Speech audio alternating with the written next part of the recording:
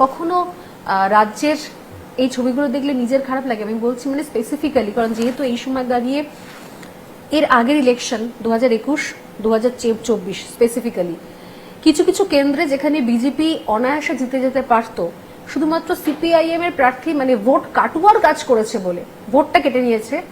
তাই জন্য ঠিক যতটা ভোট কেটেছে অতখানি লিড পেয়েছে তৃণমূল কংগ্রেস। এটা আমি অঙ্ক কষে একবার দেখিয়ে দিয়েছিলাম আমার চ্যানেলে। তো আপনার কখনো এই হিসাবটা দেখে খারাপ লাগে যে যে সিপিএম কে আপনি দেখেছেন সেই সিপিএম এখন ভোট কাটুয়ার কাজ করছে, তাও তৃণমূলকে জেতানোর জন্য?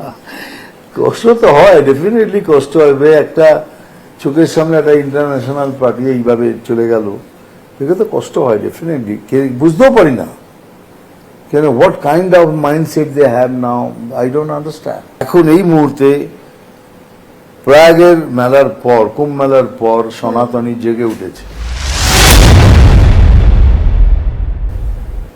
सनातन हैज रीजन, गर्व से कहो हम सनातनी हैं, फख्र से कहो।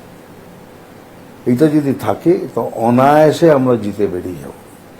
আর যেটা আপনি এই মাত্র কিছুক্ষণ আগে বললেন যে ইলেকশন কমিশনে জুডিশিয়াল কর্মচারীদের আটকে রাখা হয়েছে, তো সেখানে ইলেকশন কমিশনকে কি করা উচিত? এখন তো কারোর হাতে নেই, না আমার হাতে আছে না কারোর হাতে আছে, নিশ্চয়ই কারোর হাতে তো আছে, আমাদের হাতে নেই। ইলেকশন কমিশন নিজের হাতে রয়েছে, নিজের হাতে রয়েছে।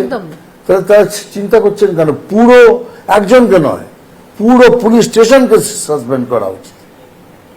একজনকে না, সবাইকে ধরে ধরে সাসপেন্ড করা উচিত।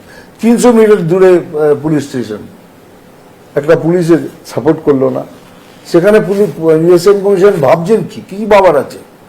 পুরো পুলিশ স্টেশনকে সাসপেন্ড করা উচিত, তবেই এখানে কিছু কাজ হবে। আর নইলে আমরা সেই রম্যই থেকে যাব, কিছু হবে না।